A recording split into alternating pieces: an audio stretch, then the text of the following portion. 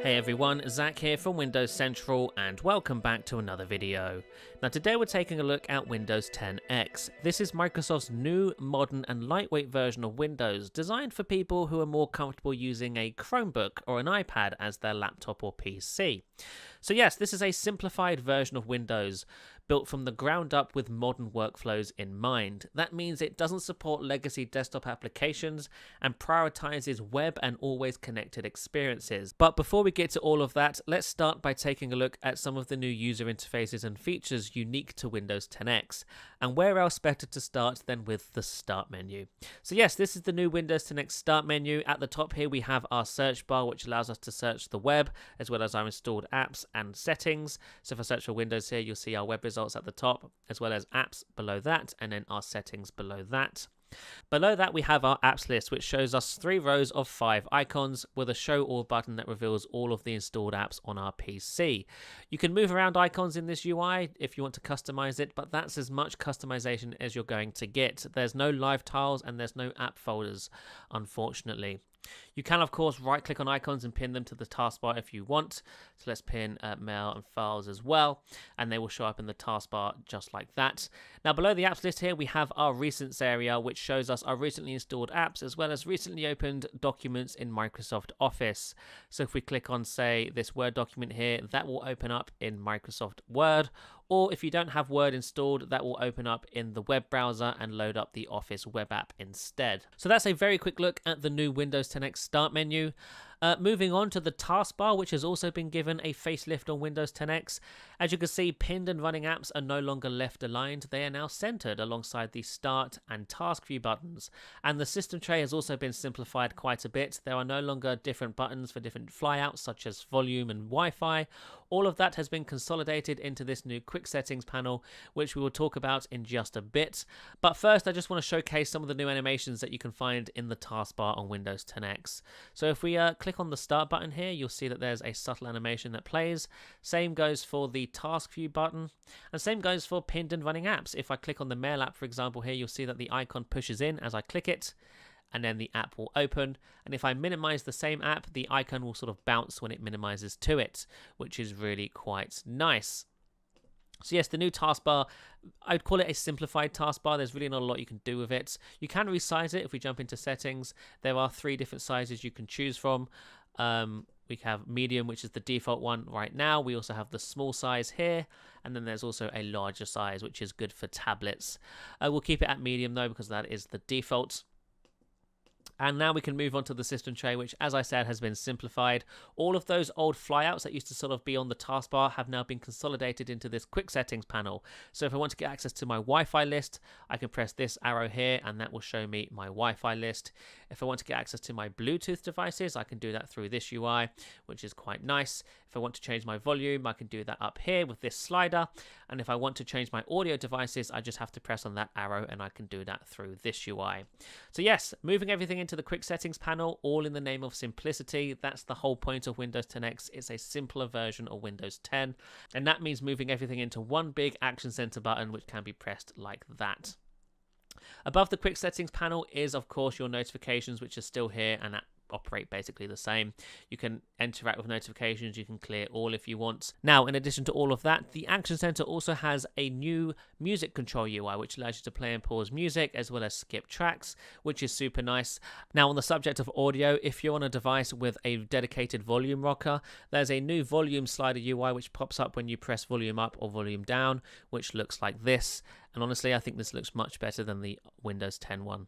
So that was a quick look at the new user interfaces on Windows 10 X. Now let's change gears and start talking about some of the new apps and features that are part of Windows 10 X, starting with the new Files app, which is much more like the Files app on iPad and less like the File Explorer on Windows 10.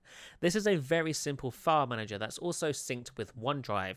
So on Windows 10 X, you are required to sign in with a Microsoft account. You cannot create a local account. That's just not an option on Windows 10 X. But when you sign in with a Microsoft account, that will automatically sync your OneDrive. So your documents, music, and pictures folder on 10X are automatically syncing with the cloud. So you can see here we have our documents, and down in the right we have our sync indicator, which says we're all up to date.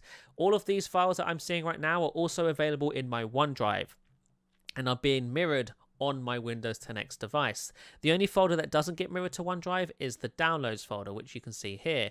Files in the Downloads folder remain local on your Windows 10X PC, but everything else gets mirrored to OneDrive and vice versa. You can also use this app to browse USB drives and stuff, but it's a very basic file browser. This is not a power user tool by any stretch of the imagination. Like I said, this is basically the Files app on iPad. It's very basic, designed specifically to get you access to files. You aren't going to be doing much file management using this app because it's a pain to do. But yes, this is the new Files app on Windows 10X. So that's a quick look at the new File Explorer. Like I said, a very basic file manager.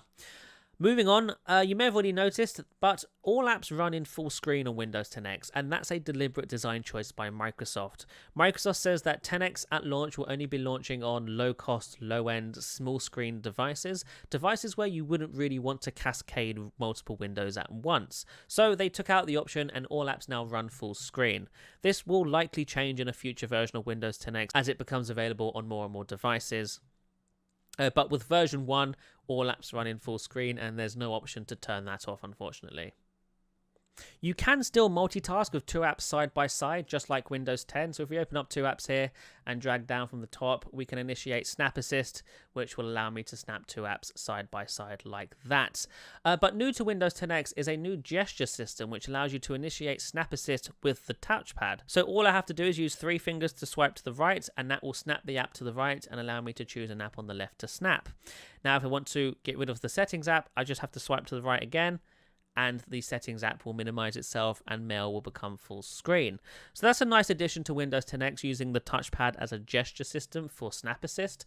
Hopefully that comes to Windows 10 because I actually find it really useful. Now it's time to talk about the app situation on Windows 10X. As I mentioned, Windows 10X is a modern platform, and as a result it doesn't natively support legacy Windows desktop applications. That includes things like Google Chrome or iTunes. You can sort of get around that by using the Remote Desktop app and, connecting to a Windows 10 PC and running those apps through Remote Desktop. Or, and this is what Microsoft is kind of hoping you'll do, utilize web apps. So, for example, on Windows 10X, the Spotify app will not run because it's a legacy desktop application. However, Spotify has a pretty neat web app which you can install on Windows 10X, and Windows 10X will treat it as if it's a native application. So if we go to the Spotify website here, you'll see in the top right there's a plus button that appears. Accept those cookies. This plus button up here will appear, and if you press on that, you can install this website as an app. So yeah, as you can see, the app now looks like a native Windows app. We have an icon in the taskbar down here, and it also shows up in the start menu like that. In fact, Windows 10X does a really good job of integrating these. If we right click on the app icon, you'll see that it has a dedicated page in the Settings app on Windows 10 as well. So yes, Windows 10X designed primarily with web apps in mind. Now, support for legacy desktop applications will be coming in a future version of Windows 10X. It's just not here at launch. You won't be able to run your legacy desktop applications at first. So there you have it. That's a quick look at Windows 10X. This is something that won't be rolling out as an update to existing Windows 10 users. This is only for new PCs built specifically for Windows 10X. So if you want Windows 10X, you'll have to go out and buy a device with it pre-installed. Those devices will start going on sale at some point later this year. But in the meantime, make sure you check out Windows Central for more on Windows 10X. But that's basically everything. So thank you so much for watching, and we shall see you in the next one. Bye-bye.